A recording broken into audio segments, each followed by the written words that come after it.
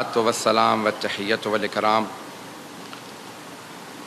علی افضل الموجودات العبد المؤید والرسول المسدد المصطفى الامجد المحمود الاحمد اعنی ابا القاسم محمد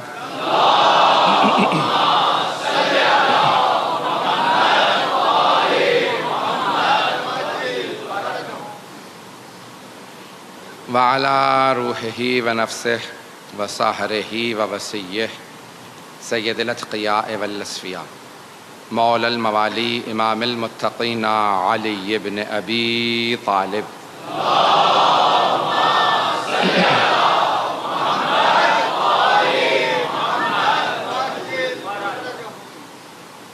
وعلى اوصیائه لا سیما بقیة اللہ فی الارضین روحی و ارواح العالمین لتراب مقدمہ الفدا واللعنۃ الدائمۃ علی اعدائہم اجمعین من الآن الی قیام یوم الدین اما بعد فقد قال اللہ الحکیم فی کتابہ الکریم بسم اللہ الرحمن الرحیم فأقم وجهك للدین حنیفا فطرة اللہ التي فطر الناس علیہا لا تبدیل لخلق اللہ ذلك الدین القیم ولكن اکثر الناس لا يعلمون صدق اللہ العلی العظیم صلوات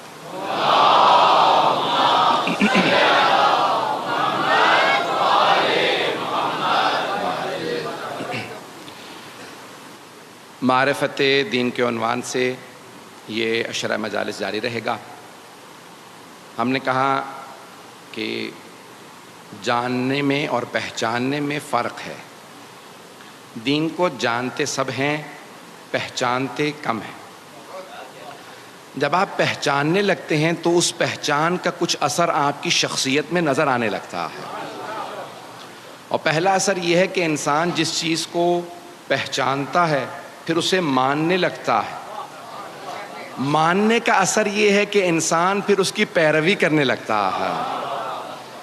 انسان کے افعال سے، کردار سے دین کی معرفت کا اندازہ ہوتا ہے۔ جتنی معرفت زیادہ ہوگی اتنی ہی دینداری زیادہ ہوگی، انسان میں عمل زیادہ ہوگا، اس کا اخلاق بہتر ہوگا۔ تو دینداری ضروری ہے۔ ہم نے گزشتہ کل میں یہ عرض کیا تھا کہ انسان کے اندر ایک مادہ ہے۔ اب یہ فطرت کے عنوان سے بھی میں کچھ مطالب پیش کروں گا، اس کو بھی سن لیجئے گا۔ اب یہ کیسے پہچانا جائے؟ دین تو بہت زیادہ ہیں دنیا میں، ادیان عالم بہت زیادہ ہیں، تو اب یہ کیسے پہچانا جائے کہ دین حق کون سا دین ہے؟ دین حق کی کچھ نہ کچھ پہچان ہونی چاہیے۔ باہر سے کوئی ہمیں آ کے بتائے نہ بتائے، ہماری عقل ہمیں بتاتی ہے دین حق کیا ہے۔ سب سے بڑی جو کسوٹی ہے، جو میزان ہے، جو کرائٹیریا ہے اللہ کی طرف سے دین حق کی معرفت کے لیے، وہ ہمارے پاس ہماری عقل ہے۔ ہم عقل پہ پہلے بھی بول چکے ہیں، گزشتہ 1-2 سال پہلے میں نے عشرہ بھی پیش کیا تھا، لیکن آج میں دین حق کے عنوان سے سب سے بڑی جو ہمارے پاس کسوٹی ہے، جو سب سے بڑا میزان ہے، وہ ہے عقل۔ نحنو عبید الدلیل، ہم لوگ دلیل کے، عقل کے غلام ہیں، بغیر دلیل کے کسی شے کو نہیں مانتے، اور ہمیں خود ہماری عقل دین حق کی طرف لے جاتی ہے۔ شاید میں نے کبھی پہلے پیش کیا ہو، لیکن یہ جملہ سن لیجئے گا۔ خود سائنسدانوں نے تحقیق کی ہے امریکہ میں، اور اس نتیجے پہ پہنچے ہیں کہ انہوں نے انگریزی میں جو لفظ استعمال کیا ہے، there is a God gene inside all of us، ہم سب میں ایک ایسا جین پایا جاتا ہے جسے گاڈ جین کہا جاتا ہے، یعنی جو ہمیں خدا تک لے جاتا ہے۔ ہر انسان میں کچھ ایسے جینز ہیں جو اسے خدا تک لے جاتے ہیں۔ انہوں نے یہ بحث کی ہے کہ کیونکہ ہم سب کے اندر ایک گاڈ جین ہے جو ہمیں خدا کی طرف لے جاتا ہے، تو ہر انسان اپنے اپنے خدا کو مانتا ہے۔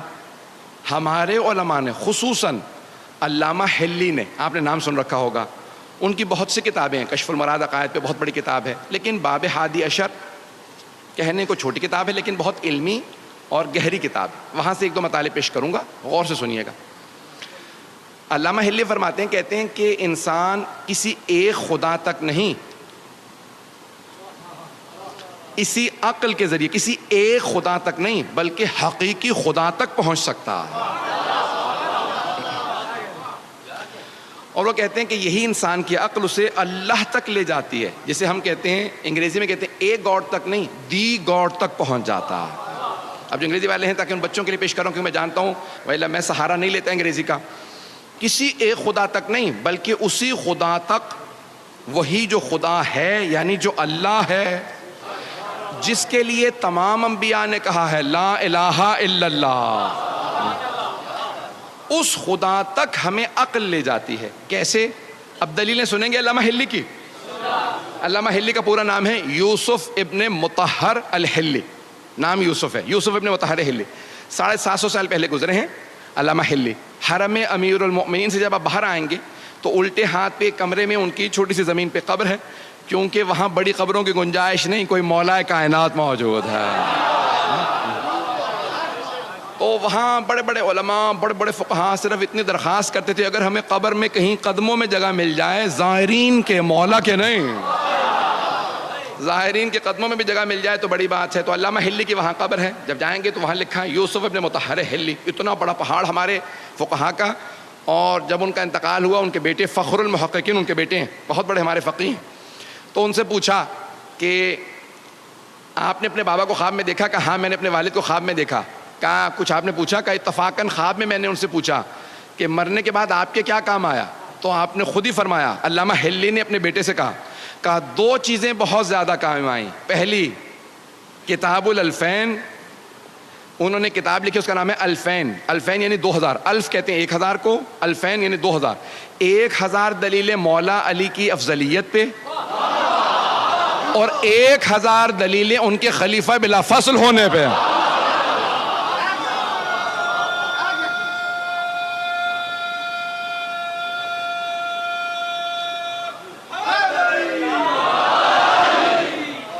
توجہ ہے ذہن گرامی؟ تو فخر المحققین جنہوں نے بے انتہا فقہ میں، رجال میں بڑی بڑی کتابیں لکھی ہیں، فرماتے ہیں میں نے علامہ ہلی اپنے والد کو خواب میں دیکھا کہ مرنے کے بعد آپ کے سب سے زیادہ کیا کام آیا؟ تو کہا دو چیزیں، کتاب الالفین و زیارت الحسین۔ کہا زیارت سید الشہداء بہت کام آئی، میں پیدل جایا کرتا تھا مشی کے لیے، اب سمجھ میں آیا یہ عام مومنوں نے شروع نہیں کیا، فقہاء کی ایجاد ہے۔ یہ فقہاء نے کہاں سے سیکھا؟ کہا جناب زینب کبریٰ چل کے آئی تھی۔ تو یہ پوری دنیا میں مشی ہے، یہ چلنا، جلوسوں میں آنا۔ اذان گرامی اب یہ پیش کر رہا ہوں علامہ ہلی کی دلیلیں سنیں گے انشاءاللہ توحید پہ۔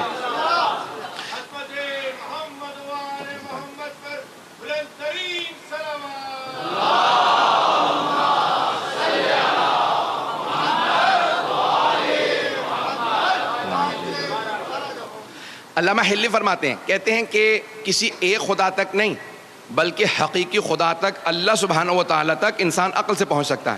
کہ اگر کوئی جنگل میں بھی پیدا ہو اور جنگل میں پیدا ہونے کے بعد بڑا ہونے لگے اور سوچے یہ اتنی بڑی کائنات ہے جو میں ساری کور ہی نہیں کر سکتا، ہر جگہ جا نہیں سکتا، چل پھر نہیں سکتا، یہ زمین اتنی بڑی ہے، باہر اتنے ستارے نظر آ رہے ہیں، مجھے کچھ سمجھ میں نہیں آ رہا، یہ خود بخود وجود میں آ سکتی ہے؟ تو خود بخود کہے گا اتنی پیچیدہ کائنات خود بخود وجود میں نہیں آ سکتی، کوئی بنانے والا ہونا چاہیے۔ اچھا وہ جو بنانے والا ہے یعنی خالق ہے، کیونکہ خود بخود چیزیں وجود میں نہیں آ سکتی، تو وہ خالق آیا بغیر طاقت کے ہو سکتا ہے؟ تو خود ہی کہے گا نہیں، اتنی پیچیدہ کائنات ہے، اتنی مشکل ہے، بنانے والے کو قدیر تو ضرور ہونا چاہیے، اسے قدیر ضرور ہونا چاہیے۔ تو اب وہ بنانے والا جاہل ہو سکتا ہے اتنی پیچیدہ کائنات بنانے کے لیے؟ تو نہیں، اس کا مطلب ہے اسے علیم بھی ہونا چاہیے۔ آیا بنانے والے کو کبھی موت آ سکتی ہے؟ کہ نہیں، پھر یہ نظام چلے گا کیسے؟ اس کا مطلب ہے بنانے والے کو حی و قیوم بھی ہونا چاہیے۔ تو علامہ ہلی کہتے ہیں کہ ساری دلیلیں انسان جو جنگل میں بھی پیدا ہو سوچتا رہے تو اس خالق تک پہنچ جائے گا جو اللہ سبحانہ و تعالیٰ قدیر بھی ہے، علیم بھی ہے، حی و قیوم بھی ہے۔ خود انسان اس حی و قیوم تک پہنچ جائے گا۔ امیر المؤمنین نے بھی اسی انداز سے کہا ہے، یہ اسی مولا کے فرمان سے انہوں نے باتوں کو لے کے آگے بڑھایا ہے۔ اگر سننا چاہیں گے میں آگے بڑھوں گا۔ عزیزان گرامی، اب یہ دین حق انسان عقل سے پہنچے گا، تو پہلی چیز جو اپنے لیے واضح کرے گا وہ ہے توحید میں انشاءاللہ اگلی مجلس میں دوسرے مقام پہ ہمارے عقائد کے عنوان سے رضویہ میں جب پیش کروں گا توحید کو تفصیلی پیش کروں گا، کیونکہ یہاں میرا عنوان دین ہے، تو اب دین میں جو دین حق کی ضروریات ہیں انہیں پیش کر رہا ہوں، اگر سننا چاہیں تو تفصیل سے توحید کو بیان نہیں کر سکتا، وقت نہیں ہے، لیکن یہاں ایک اس آیت کے اندر فطرت اللہ التی فطر الناس علیہا، تو انسان کی فطرت میں توحید ہے، انسان فطرتاً اللہ کو مانتا ہے، فطرت میں ہے۔ کیسے؟ ایک دلیل دی ہے کسی اور بزرگ نے، اس کو دے پیش کر کے آگے بڑھوں گا، کہ مثال کے طور پہ ایک بچہ آئے اور آپ کو آ کے کہے کہ فلاں جگہ پہ یہ حادثہ ہو گیا، یا مثال کے طور پہ آگ لگ گئی، آپ سوچنے پہ مجبور ہوں گے، بچہ ہے، کچھ لوگ کہیں گے نہیں بچہ ہے، سننے کی ضرورت نہیں، اتنے میں ایک اور بچہ آ جائے اور دوسرا بچہ بھی آ کے وہی بات کہے جو پہلے بچے نے کہی تھی، وہاں آگ لگ گئی، اتنے میں بھی آپ سوچ رہے ہوں گے 2 بچے آ چکے ہیں، تیسرا بچہ آ جائے کہ وہاں آگ لگ گئی ہے، کچھ لوگ کہیں گے بچے ہیں، بچوں کی کیا بات سننی، اتنے میں چوتھا، 5واں، 6واں، 7واں، 10، 12، 14، اگر اتنے بچے آ جائیں تو ہر آدمی کہے گا بچے صحیح، بات تو ایک ہی کہہ رہے ہیں، نہیں پہنچا پایا، ارے بچے ہی صحیح لیکن بات ایک ہی دہرا رہے ہیں، سب کے سب ایک ہی بات کہہ رہے ہیں، وہاں کچھ ہو گیا، جا کے دیکھو تو صحیح، ایسا نہ ہو بچے ہیں لیکن بات صحیح کہہ رہے ہوں۔ تو امیر المومنین فرماتے ہیں ایک نہیں، 1,24,000 بچے نہیں، انبیاء سب کے سب ایک کے بعد آتے رہے، ایک کے بعد ایک آتے رہے اور ایک ہی بات کہتے رہے، لا الہ الا اللہ، بھئی سب ایک ہی بات کہہ رہے ہیں، ذرا جا کے دیکھو تو صحیح، ایسا نہ ہو میں ہی غلط ہوں، کوئی خدا ہو۔ عزیزان گرامی، کوئی خدا ہے جو سب کے سب انبیاء ایک ہی بات دہرا رہے ہیں، اور پھر سب سے بڑی بات وہ انبیاء پیسے والے نہیں تھے، دولت والے نہیں تھے، انہی لوگوں میں سے تھے، لوگ اپنے زمانے کے، ان کے زمانے کے لوگوں نے پتھر مار مار کے جان سے مارتے رہے، شہید کرتے رہے، آگ لگاتے رہے، سب کچھ وہ مرتے رہے لیکن ایک ہی بات دہراتے رہے، لا الہ الا اللہ۔ عزیزان گرامی، یہ 1,24,000 انبیاء، پھر 12 معصوم امام، کوئی حسین سجدے میں ہے، دنیا سے جاتے جاتے کہہ رہا ہے لا الہ الا اللہ۔ عزیزان گرامی، یہ سب دلیلیں ہیں کہ کوئی ایک خدا ہے، تو دین حق وہی راستہ ہے جو ایک خدا کی طرف دعوت ہے، جو دین حق ایک خدا کی طرف دعوت ہے وہ دین حق ہے۔ عزیزان گرامی، دوسرا جو اس دین حق کا سب سے بڑا کرائٹیریا ملاک، جو ہم نے کہا کہ ہر شے عقل سے واضح ہوگی، عقل سے، عقل یہ کہتی ہے کہ اگر خدا ہے، اور ابھی ہم ثابت کر چکے خدا ہے، تو پھر اس سے کوئی رابطہ برقرار ہو سکتا ہے،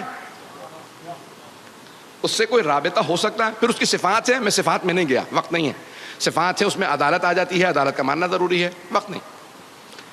انسان یہ سوچے گا اگر کوئی خدا ہے، اور ابھی ہم نے ثابت کیا خدا ہے، تو پھر اس خدا سے رابطہ ہو سکتا ہے، انسان تلاش کرے گا رابطہ ہو سکتا ہے، تو پھر کیسے ہو سکتا ہے؟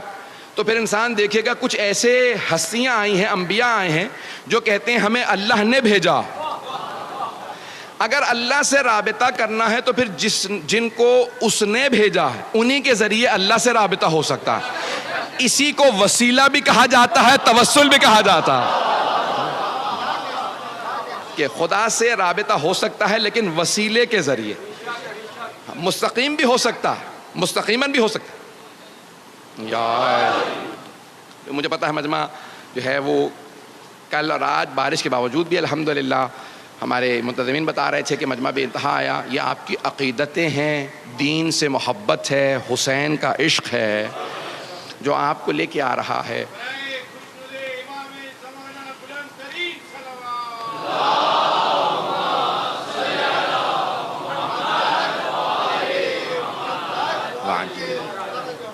تو اب اس رابطے کا اللہ سبحانہ و تعالیٰ نے جب انسانوں کو خلق کیا تو اب وہ ان کے لیے کوئی انتظام بھی کرے گا۔ عزیزان گرامی، ہم نے کہا دین، عقیدے اور عمل دونوں چیزوں کا نام ہے۔ اللہ سبحانہ و تعالیٰ، ہم اصول دین عقل کے ذریعے سمجھ سکتے ہیں، لیکن فروع دین کو سمجھانے کے لیے ہمیں انبیاء کی ضرورت ہے، وہ ہمیں بتائیں گے کہ کوئی نماز ہے، کوئی روزہ ہے۔ اگر ہمیں کوئی نہ بتاتا نماز کیسے پڑھنی ہے تو ہم نماز نہیں پڑھ سکتے تھے، نہیں پہنچا پایا۔ ہم نماز نہیں پڑھ سکتے تھے اگر ہمیں کوئی آ کے نہ بتاتا کہ ایسی نماز ہے، فجر کی 2 ہی ہونی چاہیے، ظہر کی 4 ہی ہونی چاہیے، عصر کی 4 ہیں، مغرب کی 3 ہیں، عشاء کی 4۔ اب اگر کوئی آدمی اعتراض کرے پروردگارا تو نے ہماری نیند خراب کر کے ہمیں جب اٹھا ہی دیا تھا تو 8 10 17 رکعت یہیں پڑھوا لیتا. پتہ نہیں لوگ ہیں یا نہیں ہیں. کوئی اعتراض کر سکتا تھا پروردگار اب اٹھ ہی گیا ہوں, ساری نیند غارت تو ہو گئی, جب پانی چہرے پہ ملا ساری نیند اڑ گئی, تو پروردگار یہیں 8 10 رکعت, یہیں ظہر کی 4 رکعت یہاں ہو جاتی, چلو 2 نہیں تو 4 ہوتی, 8 ہوتی, کچھ ہوتا نہیں. اللہ نے کہا نہیں, 2 ہی پڑھو, اس کے بعد بے شک سو جاؤ, کیونکہ نماز ہے اپنے نفس سے مقابلہ. جب ایک مرتبہ اپنے نفس کو شکست دے دو پھر سوال نہ کرنا 2 ہی کیوں, 2 رکعت پڑھ کے بے شک دوبارہ سو جاؤ. لیکن جب میرے راستے پہ آؤ گے, شیطان کو شکست دینے کا سب سے بڑا راستہ ہی فجر کی نماز ہے. بھائی اس پہ ویسے ہی واہ آنی چاہیے جیسے باقی جو لوگ آنی چاہیے. میرا کوئی بھی نوجوان بھائی, میرا بچہ کبھی بھی فجر کی نماز قضا نہیں کرے گا. اذان گرامی, اب یہ ساری نمازیں یہ کون بتائے گا ہمیں؟ توجہ ہے میرے ساتھ. یہ ساری نمازیں, یہ عبادات ہمیں کون بتائے گا؟ انبیاء. اللہ سے رابطے کے لیے ہمیں انبیاء کی ضرورت ہے. وہ جب فروع دین بھیجے گا انبیاء کے ذریعے.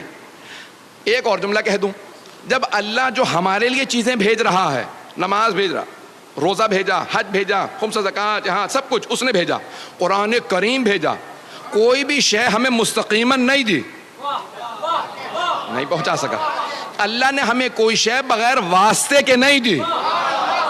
جو کچھ دیا واسطے کے ذریعے دیا, وسیلے کے ذریعے دیا. توجہ, اس نے ہمیں نماز بھی دی تو وسیلے کے ذریعے, قرآن کریم دیا تو وسیلے کے ذریعے. ارے وہ جو محتاج نہیں ہے,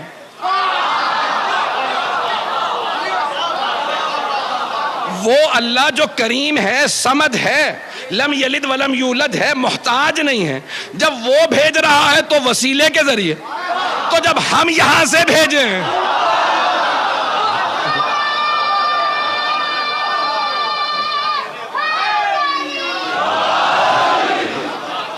توجہ فرما بھائی, جب اس کی طرف سے جو کچھ آ رہا ہے وہ وسیلے کے ذریعے آ رہا ہے. قرآن سب سے بڑا فیض ہے اللہ کا. فیض یعنی نعمتوں میں سے فیض. فیض سب سے بڑی نعمت کو فیض کہا جاتا ہے. حضرات چند موٹی موٹی اصطلاحات استعمال کروں گا, علماء نے استعمال کی ہیں لیکن وضاحت کر دوں گا. قرآن فیض ہے اللہ کی طرف سے. فے یہ ذات, فیض بہت بڑی نعمت جس کا ہم تصور بھی نہیں کر سکتے, اسے کہتے ہیں فیض. ہر نعمت فیض نہیں ہے. قرآن فیض ہے, صرف فیض ہے. توجہ, عرفاء کی, کیونکہ معرفت دین ہے نا, میرا موضوع ہے معرفت دین, تو عرفاء کی نگاہ میں قرآن فیض ہے, نعمت نہیں ہے, فیض ہے. اللہ نے فیض بھیجا تو رسول کریم کے ذریعے. اللہ نے فیض بھیجا, قرآن کریم فیض ہے. ارے یہ صامت قرآن فیض ہے, یہ خاموش قرآن فیض ہے, تو قرآن ناطق فیض نہیں ہے. جب اس قرآن کے لیے واسطے کی ضرورت ہے تو اس قرآن کے لیے واسطے کی ضرورت کیوں نہیں؟ عزیزان گرامی, اللہ نے قرآن کو بھیجا, عرفاء کی نگاہ میں قرآن فیض ہے, اور رسول خدا ہے فیض مقدس. عرفاء جو اصطلاحات استعمال کرتے ہیں, تھوڑی سی اصطلاحات, میں نے کہا موٹی اصطلاحات ہیں, گاڑی اصطلاحات ہیں, یاد کر لیجئے. قرآن فیض, رسول خدا ہے فیض مقدس, اور خدا ہے فیض اقدس. اللہ سب سے بڑا فیض. اس نے کہا دیکھو خبردار, میرے تک آنے کے لیے مستقیم ڈائریکٹ آنے کی کوشش نہ کرنا. اگر ڈائریکٹ آنے کی کوشش کرو گے, بنی اسرائیل نے بھی یہی چاہا تھا. بنی اسرائیل نے کہا موسیٰ اللہ سے کہو ہمیں نظر آ جائے, تو اللہ نے کہا میں کبھی کسی کو نظر نہیں آؤں گا, ذرا پہاڑ کو دیکھو. اللہ نے اپنے کرم فیض کی نگاہ ڈالی پہاڑ پہ, پہاڑ جل گیا. بنی اسرائیل سارے مر گئے, جناب موسیٰ بے ہوش ہو کے گر گئے. بنی اسرائیل نے ڈائریکٹ اللہ سے ہونا چاہا تو سارے تباہ ہو گئے. بڑے بڑے خلفاء کہہ گئے اگر علی نہ ہوتے تو ہم ہلاک ہو جائیں.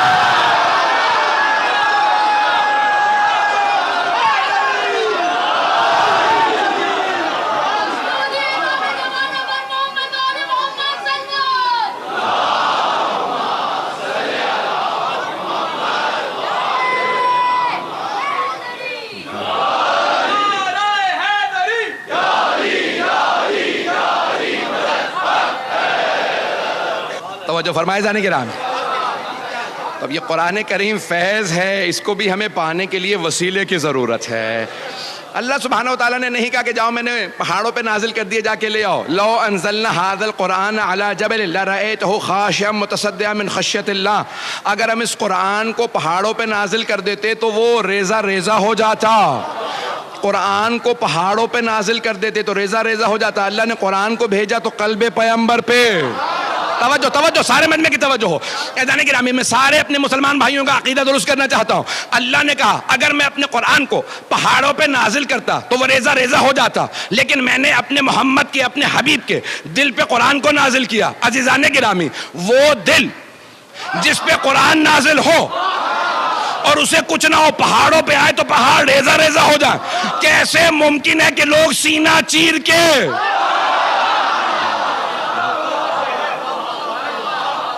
کیسے ممکن ہے کہ اس دل کو دھونے کی ضرورت ہو؟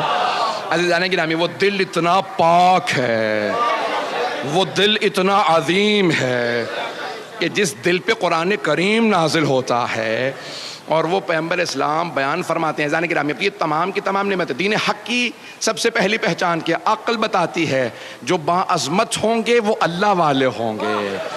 جو باعظمت ہوں گے وہ اللہ والے ہوں گے. تو عزیزان گرامی, دین حق کیسے پتہ چلے؟ علامات بتائیں گی. نمبر 2. دوسرا, متعدد کتابوں سے, جتنی آسمانی کتابیں ہیں سب میں تذکرہ آئے گا دین حق والوں کا.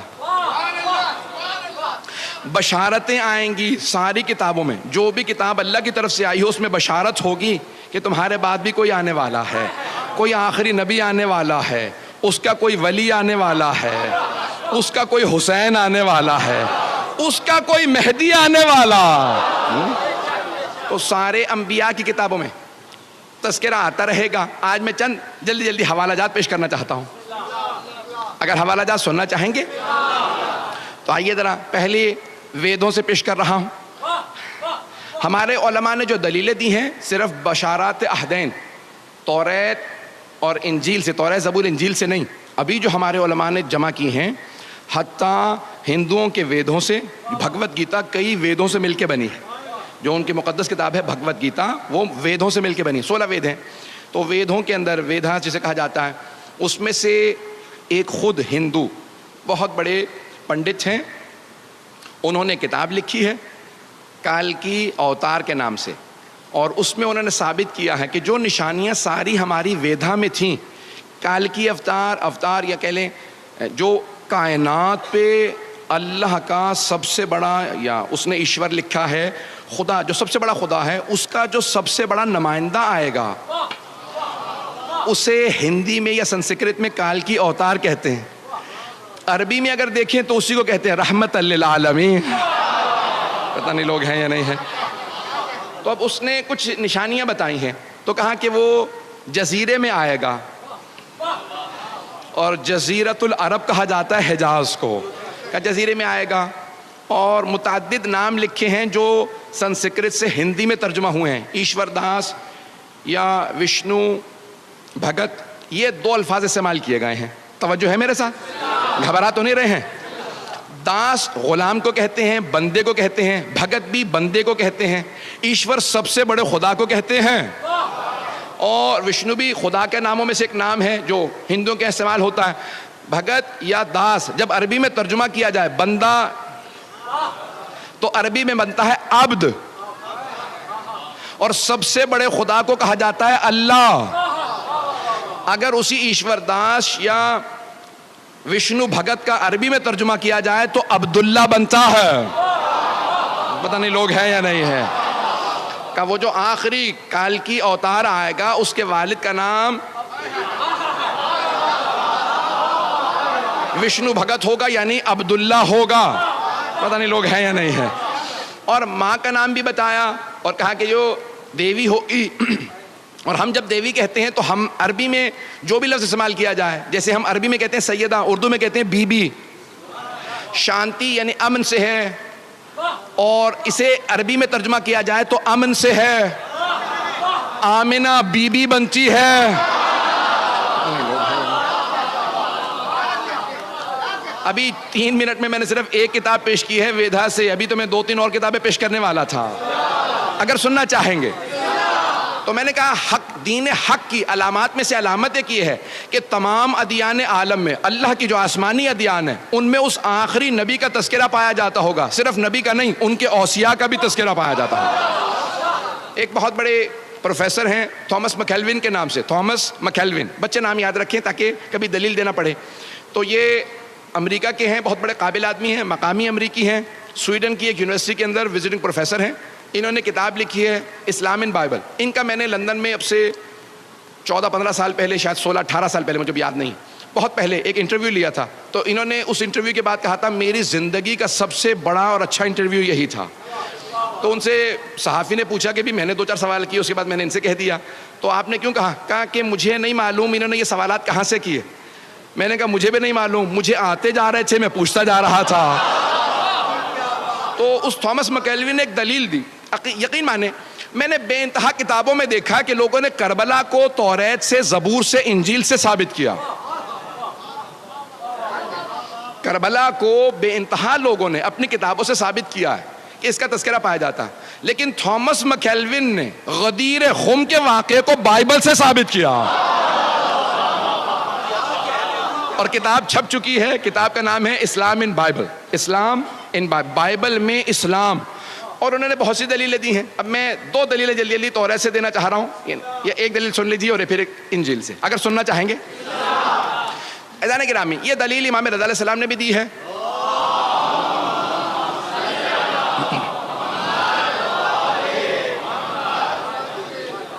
میرا یہ 7واں سال ہے، 7واں عشرہ ہے آپ لوگوں کے ساتھ، اور 7 سال پہلے جو پہلا عشرہ تھا وہ زندگانی اہل بیت پہ تھا۔ اس میں نے امام رضا یعنی ائمہ پہ پڑھا تھا، امام کا مناظرہ پڑھا تھا، وہاں پہ چند جملے پیش کیے تھے، آج سن لیجئے گا۔ اور یہ میرا 7واں اور آخری سال ہے انشاءاللہ تعالیٰ۔ یہ انشاءاللہ خراسان کی آپ کے ممبر سے میں مطالعے پیش کر رہا ہوں۔ اس مناظرے کے 2 جملے سن لیجئے گا، سارے مجمع کی توجہ رہے گی میرے ساتھ۔ عزیزان گرامی، امام رضا علیہ السلام، امام علی بن موسیٰ علیہ السلام نے دلیلیں دی ہیں، اور یہ توریت، زبور، انجیل کے اندر سے دلیلیں دی ہیں رسول خدا کی حقانیت پہ۔ اگر سننا چاہیں گے تو میں پورا خون جگر لگاؤں گا۔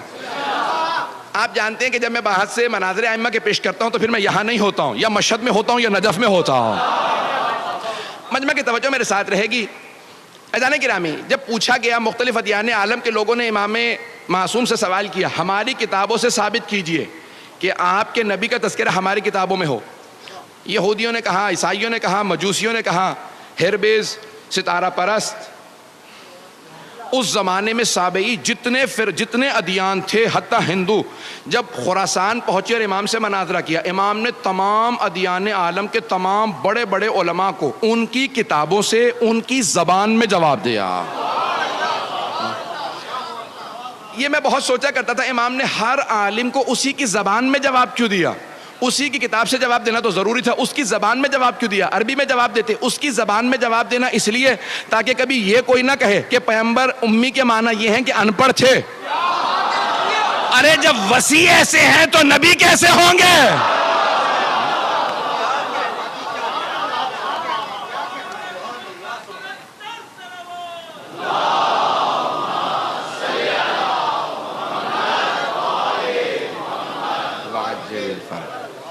تو ایک مرتبہ مامون نے مناظرہ رکھا تھا، مامون رشید، نام آپ نے سن رکھا ہوگا، بنی عباس کے خلفاء میں سے ہارون رشید کے بعد اس کے دونوں بیٹے امین اور مامون۔ مامون ایران پہ حکمران تھا، حاکم تھا، بعد میں اپنے بھائی کو قتل کرنے کے بعد پوری حکومت اس نے قبضے میں لے لی تھی۔ تو اس نے امام رضا علیہ السلام کو خراسان بلوا لیا تھا تاکہ نظر رکھے اور جاسوسی کرتا رہے، اور کسی طرح سے ایک مناظرہ امام کو ہروا دے تاکہ پھر شیعہ امام سے دور ہو جائیں۔ اور جتنی اسے ضد تھی کہ امام ایک مناظرہ ہار جائیں، کسی طرح سے لوگوں کی نظروں میں گر جائیں، قدرت کو اتنی ہی ضد تھی کہ حق جھکنے نہ پائے۔ تو اب ایک مرتبہ مامون نے خاموشی سے منصوبہ بنایا اپنے ایک وزیر کے ساتھ، فضل ابن ربی سے کہا کہ بھئی کسی طرح سے دنیا کے جتنے بڑے بڑے ادیان عالم کے سب سے بڑے علماء ہیں، سب کو دعوت دو جو آئیں، آ کے مناظرہ کریں امام رضا سے، تاکہ ایک بھی مناظرہ اگر یہ ہار گئے تو میں تمام شیعوں کے خلاف استعمال کروں گا اور انہیں واپس اپنا دین چھوڑنے پہ مجبور کروں گا۔ اس نے کہا ٹھیک ہے، لیکن اس پہ بہت وقت لگے گا اور پیسہ۔ اس نے کہا مجھے پرواہ نہیں، پیسہ بھی لگے گا، ہم لگائیں گے، اور وقت درکار ہے، چند مہینے ہیں۔ انہوں نے تیاری شروع کی، تو یہودیوں کے راس الجالوت کو خط لکھا، جسے آج چیف ریبائی کہا جاتا ہے، اور اسقف اعظم جو آرچ بشپ تھا، پوپ تھا اس زمانے میں، اسے بلایا اور ہندوؤں کا سب سے بڑا جو پنڈت تھا اس کو اس زمانے میں سادھوؤں کو جو سابئی تھے جو ستارہ پرست سے مجوسی جتنے بھی ادیان تھے سب کے بڑے بڑے علماء کو کہا اکیلے مت آئیے گا, کتابیں لے کے علماء کے ساتھ تیاری کر کے آئیے گا. جب سب آ گئے کہا کان و کان ہمارے ولی عہد کو خبر نہ ہونے دینا, امام رضا کو خبر نہ ہونے دینا, انہیں پتہ نہ چل جائے, کہیں ایسا نہ ہو یہ بھی تیاری شروع کر دیں. جو تیاری کر کے بات کرے اسے ہم امام ہی نہیں مانتے. اگر بات پہنچ رہی ہو, ہم ایسے کوئی امام نہیں مانتے. میں جملہ کہہ رہا ہوں سخت ہے, مجھے معاف کر دیجیے گا اگر کسی کو گراں گزرے. ہم ایسے کوئی امام نہیں مانتے جسے چاولوں کے پیچھے بوٹی نظر نہ آتی ہو. کس کا ہے نہ پوچھئے گا. ہم ایسوں کو امام مانتے ہیں جو پہاڑ کے پیچھے دیکھ کے بتائے کتنی فوج آ رہی ہے, کتنے میرے ہاتھوں مارے جائیں گے, کتنے بھاگ جائیں گے. عزیزان گرامی, ایک مرتبہ مامون نے کہا امام کو کان و کان خبر نہ ہو. تیاری شروع ہو گئی, سارے علماء پہنچ گئے. ایک مرتبہ مامون نے سوال کیا آپ لوگوں کی تیاری ہے؟ سب نے کہا تیاری تو ہے لیکن ہم عربی نہیں جانتے, ہمیں ایک وسیلے کی ضرورت ہے. پتہ نہیں لوگ ہیں یا نہیں ہے. ہمیں ایک واسطے کی ضرورت ہے جو ہمارا ترجمہ کرتے, ہماری بات ان تک. کہیں گے یہ تو اور بھی اچھا ہے. جب وہ خود ہی مجھ سے کہیں گے نا مجھے انٹرپریٹر چاہیے, مجھے مترجم چاہیے, مجھے کوئی واسطہ چاہیے بیچ میں, تو بہت اچھا ہوگا. وہ کوئی ضرورت نہیں, پریشان مت ہوں. ابھی آپ لوگوں کی تیاری ہے؟ ہاں. سب علماء کو الگ الگ ایک گروہ میں سب کھڑے ہو گئے, کتابیں لے کے کھڑے تھے. سب کی تیاری ہے, کہاں جاؤ جا کے ہمارے ولی عہد کو بلا لاؤ. آیا وہ خادم جو امام کو بلانے کے لیے مامون کی طرف سے. جیسے ہی پہنچا تو امام اپنے حجرے میں عبادت کر رہے تھے. اچھا وہ خادم جو امام کی جاسوسی پہ لگایا گیا تھا نا کہ دیکھو یہ کیا کرتے ہیں, تو اس نے ہمیشہ دیکھا. واپس آنے کے بعد دل ہی دل میں وہ شیعہ ہو چکا تھا, تقیے میں چلا گیا تھا. تو اس سے پوچھا بھی کیا بات ہے, کیا دیکھتے ہو؟ کہ جب بھی جاتا ہوں نا جاسوسی کے لیے تو میں نے صرف 3 ہی حالتوں میں دیکھا, یا نماز سے ہوتے ہیں, یا روزہ رکھے ہوئے ہوتے ہیں, یا ذکر کر رہے ہوتے ہیں. لگتا کہا کہ اور کیا دیکھا؟ کہ جب یہ قرآن پڑھتے ہیں نا تو لگتا ہے قرآن آیا ہی ان کے لیے. جب نماز پڑھتے ہیں تو پتہ چلتا ہے نمازی صرف یہی ہے. روزہ خود گواہی دیتا ہے یہ روزے دار ہے, ذکر انہی کے لیے بنا ہے. تو ایک مرتبہ کہا جاؤ جا کے بلا لاؤ ہمارے ولی عہد کو. اچھا وہ بیچارہ ہو تو گیا تھا اندر سے امام کا ماننے والا, لیکن اب پریشان کہ کس طرح سے بلاؤں. تازہ تازہ جو آدمی آتا ہے نا اس کے لیے ابھی مسئلہ ہوتا ہے کچھ. تو آیا اور آنے کے بعد کہا کہ مولا آپ کو مامون نے بلایا. امام نے اسے مسکرا کے دیکھا, کب بلایا مجھے ہے, پریشان تو ہے. اس نے کہا مولا ایسی بات نہیں ہے, وہ وہاں مناظرے کے لیے تمام ادیان عالم کے سب سے بڑے بڑے علماء آ گئے. تو امام نے کہا کیا تجھے اپنے مولا کے علم پہ شک ہے؟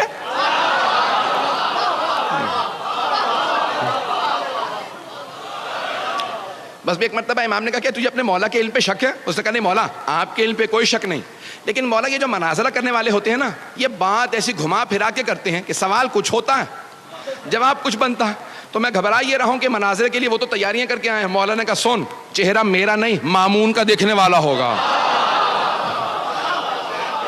جب میں ہر عالم کو اسی کی زبان میں اسی کی کتاب سے جواب دوں گا تو چہرہ مامون کا دیکھنے والا ہوگا. بس بے وقت نہیں رہا, جلدی جلدی مجھے دلیلیں پیش کرنا ہے. امام رضا علیہ السلام پہنچے. اب میں اپنے انداز سے پیش کروں کیسے آئے ہوں گے دربار میں. تو مامون نے ایک مرتبہ کہا خبردار کوئی امام کے لیے دروازہ نہ کھولے. وہ خود ولی عہد ہیں, کہ دروازہ وہ خود کھولیں گے. آپ کو پتا نا محلوں کے دروازے بہت بڑے بڑے ہوتے ہیں, کہ محل کے دروازوں کو وہ دھکیلیں, پردہ کوئی نہ ہٹائے. جبکہ سپاہی موجود تھے, کہ خبردار کوئی پردہ نہ ہٹائے. وہ خود چلتے ہوئے آئیں اور کوئی ان کی تعظیم میں کھڑا نہ ہو. جب وہ مجھ سے آ کے سلام کر کے اجازت مانگیں گے میں بتاؤں گا انہیں کہاں بیٹھنا ہے. ایک مرتبہ میں اپنے انداز سے پیش کر رہا ہوں, امام چلے. امام نے ولایت کی قبا اوڑھی, امامت کی ابا کاندھوں پہ رکھی, عصمت کا امامہ سر پہ رکھا, تولا کی تسبیح لی, تبرہ کا ڈنڈا لیا.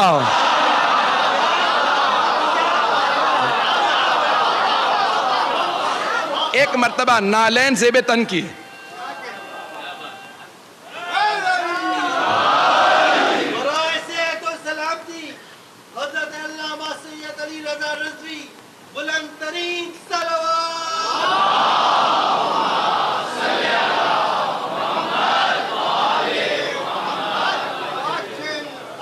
آپ حضرات کی محبت و عقیدتوں کا بے انتہا شکریہ. بس سن لیجیے گا, 5 سے 7 منٹ زحمت دوں گا. ایک مرتبہ امام چلے, جیسے ہی امام نے نالین سے بے تن کیے چلنے لگے تو میرا دل کہتا ہے زمین قدموں کے بوسے دے رہی ہوگی, آسمان سر پہ سایہ کر رہا ہوگا. جب امام کائنات چلے ہوں گے تو ایک مرتبہ ہوا چلنے لگی, خود بخود دروازے کھلنے لگے, پردے سر پہ سایہ کرنے لگے اور وہ تمام درباری جیسے کسی نے گریبان میں ہاتھ ڈال کے کھڑا کر دیا ہو، سب کے سب تعظیماً کھڑے ہو گئے. وہ جو تخت پہ بیٹھا تھا مامون، وہ خود بخود کھڑے ہو کے کہنے لگا فرزند رسول یہ آپ ہی کی جگہ ہے.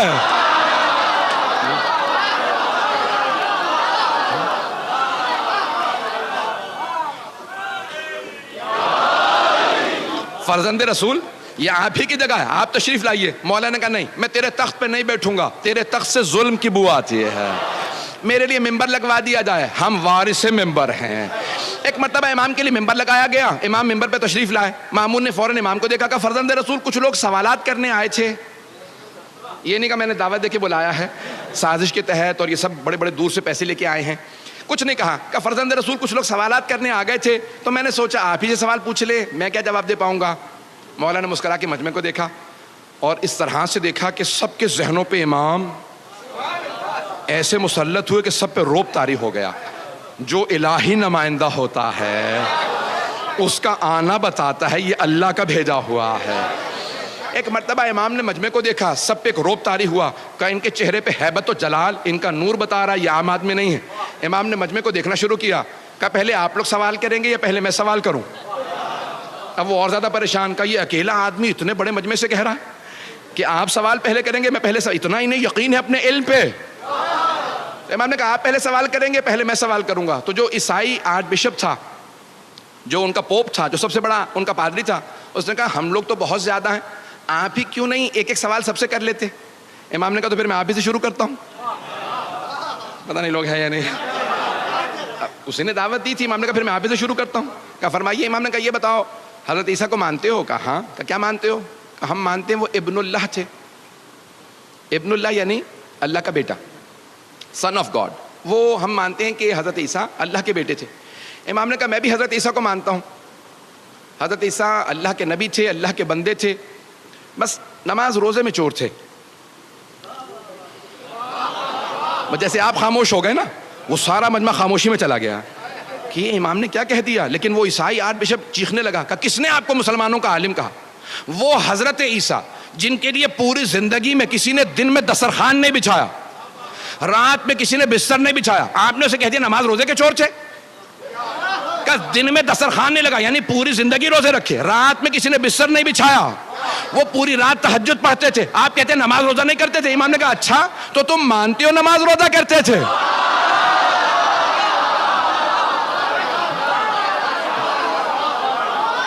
مناظر ایسے ہی ہوتا ہے. امام نے کہا اچھا تو مانتے ہو تم نماز روزہ کرتے تھے؟ کہا ہاں بے شک. جناب عیسیٰ نے پوری زندگی تہجد پڑھی، پوری زندگی نمازیں پڑھی، پوری زندگی روزے رکھے. امام نے کہا اچھا یہ بتا نماز روزہ کیا ہے؟ کہا نماز روزہ عبادت ہے. امام نے کہا پھر سن، جو عبادت کرتا ہے وہ عبد ہوتا ہے، ابن نہیں. جو عبادت کرتا ہے وہ بندہ ہوتا ہے، بیٹا نہیں. پتہ نہیں توجہ ہے یا نہیں. امام نے کہا وہ بندہ ہوتا ہے، بیٹا نہیں. امام نے کہا تیرا سوال. اس نے کہا میرے پاس کوئی سوال نہیں. آپ نے سوال چھوڑا ہی کہاں ہے؟ ہمارے دین کی بنیادیں ہلا دی.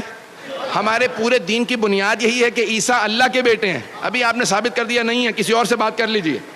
امام نے فوراً یہودیوں کا رخ کیا. کہا یہودیوں تم جناب موسیٰ تک سارے انبیاء کو مانتے ہو، بعد والے انبیاء کو کیوں نہیں مانتے؟ کہا کیونکہ بعد والے انبیاء نے ویسے معجزات نہیں دکھائے جیسے جناب موسیٰ نے دکھائے تھے. جناب امام رضا علیہ السلام نے فرمایا، کہا قرآن کریم نے کہا کہ جناب موسیٰ نے 2 معجزات دکھائے. جیب میں ہاتھ ڈال کے نکالتے تو ید بیضا تھا، نور نکلتا تھا. ہاتھ میں عصا ہوتا تھا، زمین پہ پھینکتے تو اژدہا میں تبدیل ہو جاتا.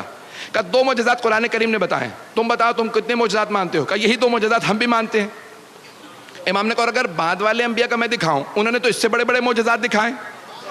جناب عیسیٰ نے مردوں کو ٹھوکر مار کے کہا قم بإذن ربک، مردہ زندہ کر دیا. ختمی مرتبت نے چاند کے 2 ٹکڑے کر دیے.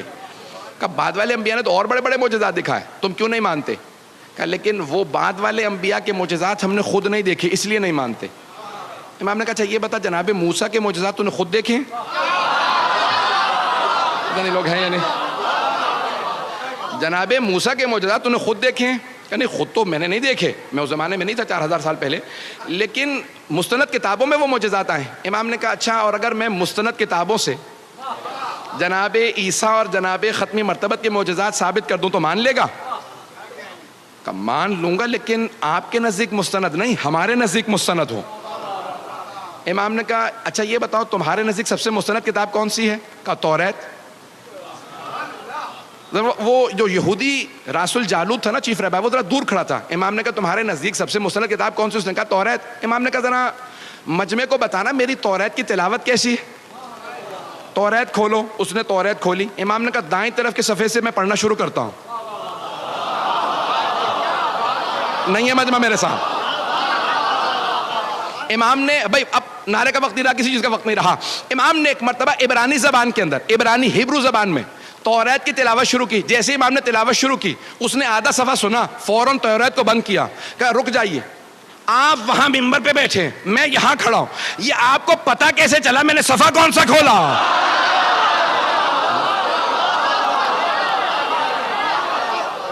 امام نے فرمایا کہا کہ اگر بغیر دیکھے بتا نہ سکوں تو حجت خدا کیسا؟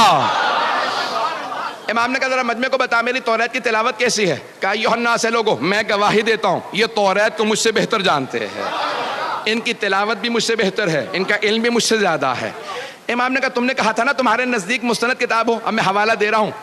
بائبل تینوں کتابوں کا نام ہے. جب کہتے ہیں نا بائبل تو توریت, Old Testament, Psalms of David and the New Testament, تینوں مل کے بائبل بنتی ہیں. اولڈ ٹیسٹمنٹ جو ہے وہ توریت ہے, سامز آف ڈیوڈ زبور ہے, اور نیو ٹیسٹمنٹ انجیل. بات واضح ہو گئی ہے؟ جن کو ابھی تک واضح نہیں ہوئی بعد میں ریکارڈنگ سن لیجیے گا, میری رفتار بڑھتی رہے گی. عزیزان گرامی, امام رضا علیہ السلام نے فرمایا کہ توریت سے حوالہ دے رہا ہوں.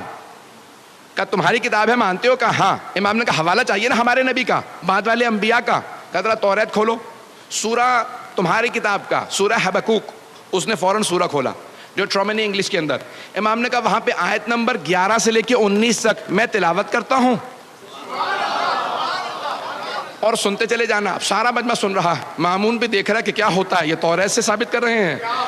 تو ایک مرتبہ امام نے بیان کرنا شروع کیا. امام نے کہا سنو وَتَجَلَّى رَبُّكَ, عربی میں موجود تھا. جب میں اس کا انگریزی میں ترجمہ کر رہا تھا نا کتاب کا, تو میں پریشان ہو رہا تھا. رات کے 12 بجے کے بعد کا وقت تھا کہ یہ 1200 سال پہلے امام رضا نے اس زمانے کی توریت سے حوالہ دیا.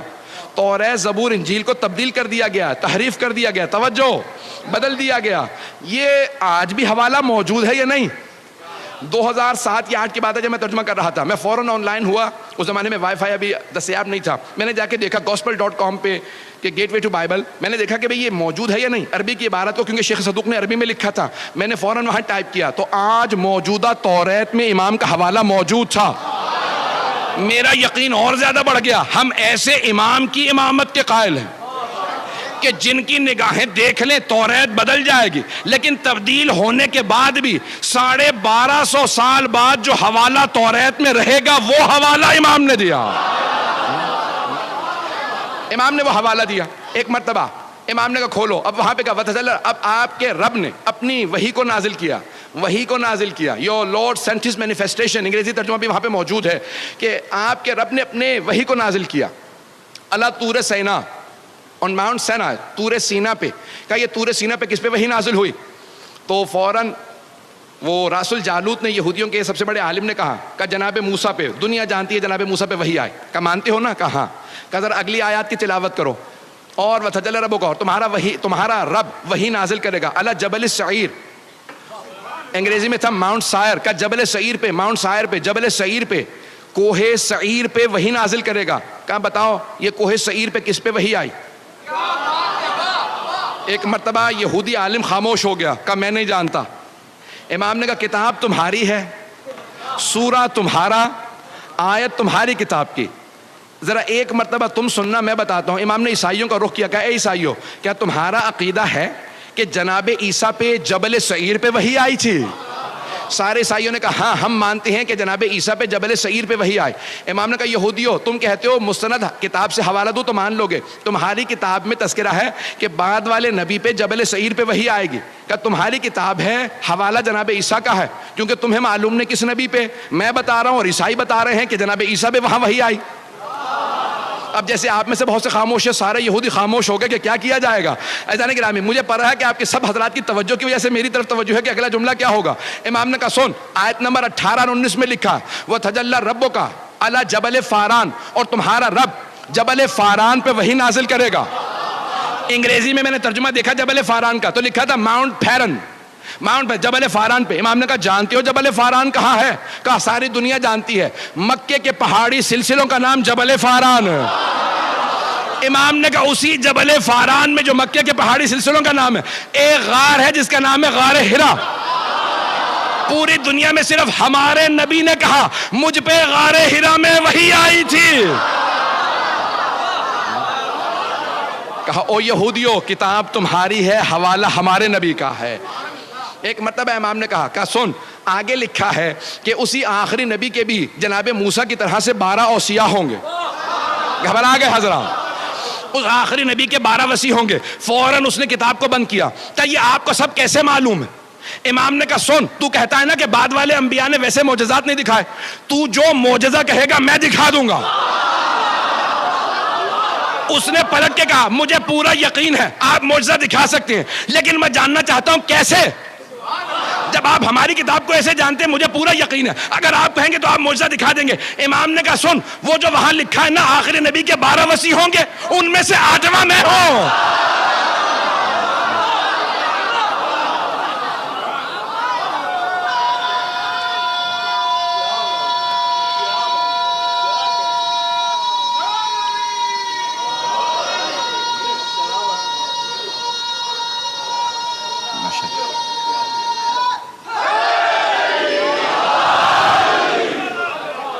توجہ فرمائے جانے گا.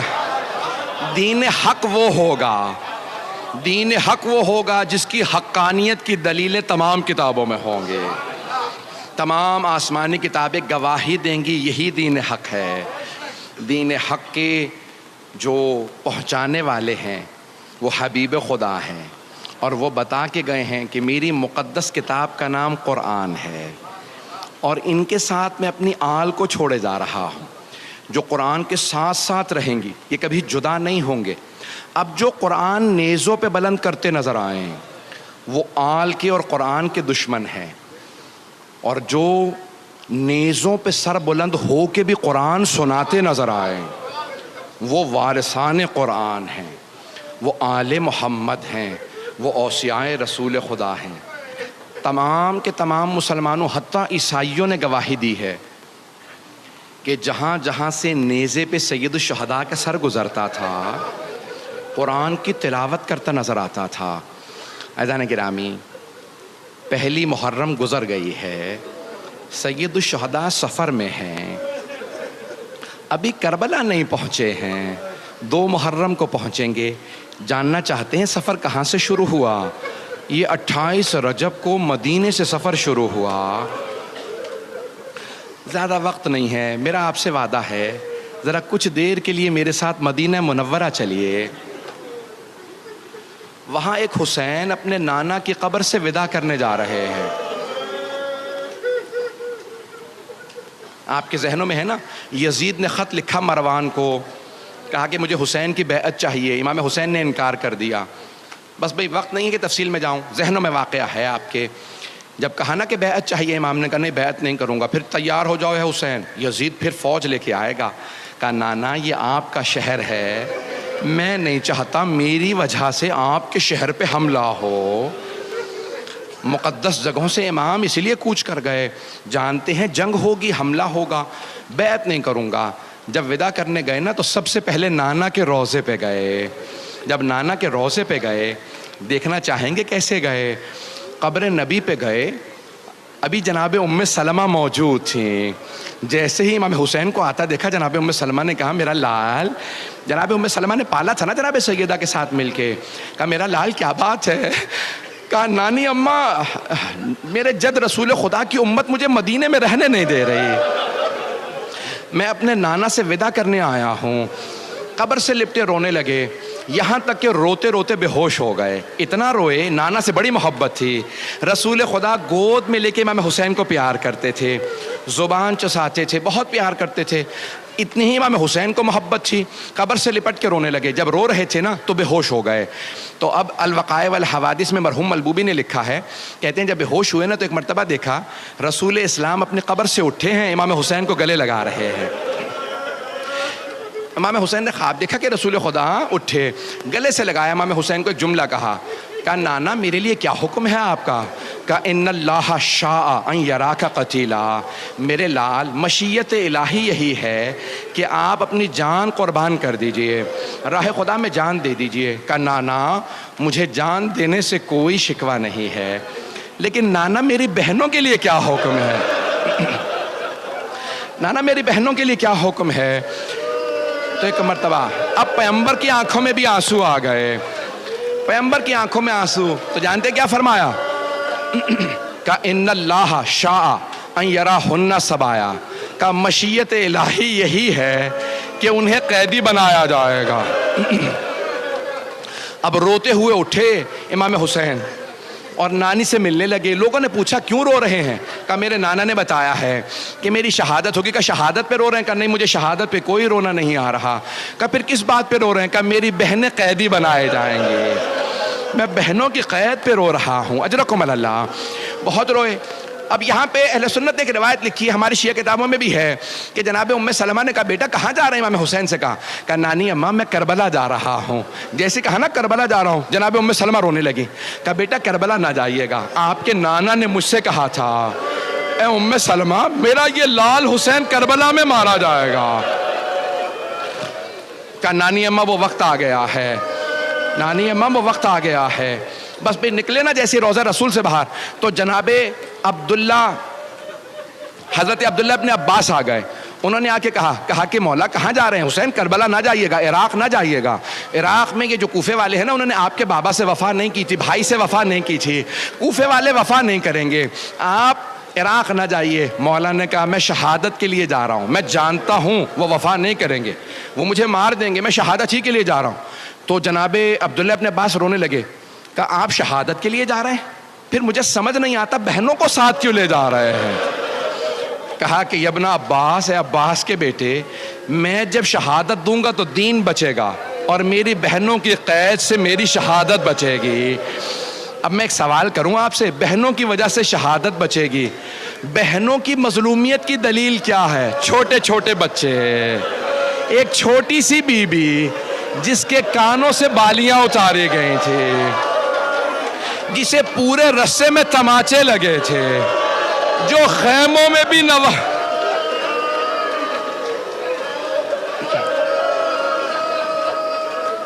رک جائے 2 منٹ ابھی نہیں 2 منٹ، میں جانتا ہوں آپ سے برداشت نہیں ہوگا۔ آئیں جناب سید الشہداء نے فہرست تیار کی، کون کون میرے ساتھ کربلا جائے گا؟ حضرت عباس سے کہا عباس ہے میرے بھائی، یہ فہرست ہے، تمام مردوں کو بتا دو کون کون ساتھ جائے گا۔ جناب عباس نے کہا علی اکبر آپ کا بھی نام ہے، قاسم آپ کا بھی نام ہے، سب کو نام بتاتے رہے۔ جانتے ہیں کس کے نام پہ روئے؟ ایک چھوٹا سا بچہ تھا، کسی بی بی کی گود میں تھا۔ اب بچے سے تو کہہ نہیں سکتے تھے کہ اس بچے تو کس سے کہا؟ اس بی بی سے کہا فاطمہ صغرا علی اصغر کا نام بھی۔ اجرکم اللہ۔ بس میں تمام کیا، 2 منٹ کی زحمت۔ سب کو بتایا کس کس کا نام ہے، کہ آپ کا بھی نام ہے، مستورات کے بھی نام بتایا، کہ عباس راستے کے لیے پانی لے لیجئے گا۔ جناب عباس نے مشکیزوں پہ پانی بھرنا شروع کیا، پانی بھر کے اونٹوں پہ لادنا شروع کیا، بہت زیادہ پانی لیا۔ کہا نہیں مولا میں نے اتنا پانی رکھ لیا پانی ختم نہیں ہوگا، نہ جانے کون سا لشکر آئے گا جسے پانی پلا دیں گے۔ بس ایک مرتبہ پانی بھر لیا، مولا عباس نے، غازی عباس نے پانی اونٹنیوں پہ سب پہ رکھ دیا۔ اب ایک مرتبہ مولا حسین نے کہا عباس اونٹنیوں پہ اماریاں لگا دو، پردے کا انتظام کر دو۔ کتنا پردے کا اہتمام ہے۔ جوانان بنی ہاشم سے کہو کھڑے ہو جائیں، اب میرے گھر سے بیویاں آئیں گی۔ مولا مسند بچھا کے بیٹھ گئے، اندر سے خاتون آواز دیتی کون سی بیوی آ رہی ہے، مولا اسی طرح سے آواز دیتے، اونٹنی آ کے بیٹھتی، مولا آواز دیتے، اندر سے آواز آئی حسن مجتبیٰ کی بیوہ آ رہی ہے۔ جناب ام فروہ کے آنے پہ مولا حسین نے آواز دی قاسم ماں کا بازو تھامو سوار کرا دو۔ سارے مصائب میں نے چھوڑ دیے، اتنے میں کسی اندر سے خاتون نے کہا لیلا آ رہی ہیں۔ جناب سید الشہداء نے کہا علی اکبر ماں کا بازو تھامو۔ جناب علی اکبر نے بازو تھاما، ماں کو سوار کرایا۔ اتنے میں عبداللہ ابن سنان راوی ہے، وہ کہتا ہے میں نے سنا کسی نے آواز دی علی کی بیٹی ام کلثوم آ رہی ہیں۔ ایک مرتبہ مولا حسین نے کہا عباس بہن کو سوار کرا دو۔ جناب عباس آگے بڑھے، جناب ام کلثوم کو ناقہ پہ سوار کرا دیا۔ اتنے میں کسی نے آواز دی علی کی بیٹی زینب کبریٰ۔ راوی کہتا ہے میں نے خود دیکھا حسین مسند سے کھڑے ہو گئے۔ 2 منٹ۔ راوی کہتا ہے میں نے دیکھا حسین مسند سے کھڑے ہوئے، آواز دی عباس گھٹنا زمین پہ رکھو، علی اکبر ماں کا بازو پکڑو، اون و محمد عماری کا پردہ ہٹاؤ۔ کہ سارے جوانان بنی ہاشم کھڑے ہو گئے۔ جناب عباس آگے بڑے، بی بی آئیے سوار کرا دو۔ جناب زینب کبریٰ نے کہا نہیں عباس، آج آپ مجھے سوار نہیں کرائیں گے۔ جناب علی اکبر نے کہا پھوپھی اماں میں آپ کو سوار کرا دوں۔ کہا نہیں علی اکبر۔ اون محمد نے کہا اماں ہم کا نہیں، آج رک جاؤ۔ مولا حسین نے کہا بی بی آپ کو میں سوار کرا دوں۔ کہا بھیا مجھے معاف کر دے لیکن آج آپ سے بھی سوار نہیں ہونا چاہتی۔ بہن پھر کون سوار کرائے؟ کہا بھیا جو مجھے 11 محرم کو سوار کرائے گا۔ آج وہی مجھے سوار کرائے۔ میرے مولا نے آواز دی میرا سجاد بیٹا پھپھی کو سوار کرا دو۔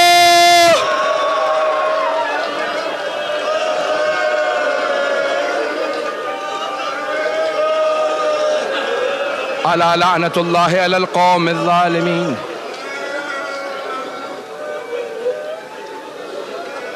وَسَيَعْلَمُ الَّذِينَ ظَلَمُوا أَيَّ مُنْقَلِبٍ يَنْقَلِبُونَ۔ صرف 2 جملے دعا کے، ہاتھوں کو بلند کیجئے گا۔ پروردگارا واسطہ 11 محرم کا، جب ایک بوڑھی بی بی ہر بی بی کو سوار کرا رہی تھی، یہاں تک کہ اس بی بی نے اپنی ماں کی کنیز جناب فضہ کو بھی سوار کرا دیا، لیکن جب اس بی بی کی باری آئی نا تو ایک مرتبہ اس بی بی نے، اس بڑی باعظمت بی بی نے مولا سجاد کو دیکھا گلے میں طوق ہے، ہاتھوں میں زنجیریں ہیں، پاؤں میں بیڑیاں ہیں۔ اب بی بی نے مولا سجاد کو آواز نہیں دی، جانتے ہیں کیا کیا؟ فرات کا رخ کیا اور بڑی حسرت سے کہا میرے بھیا عباس۔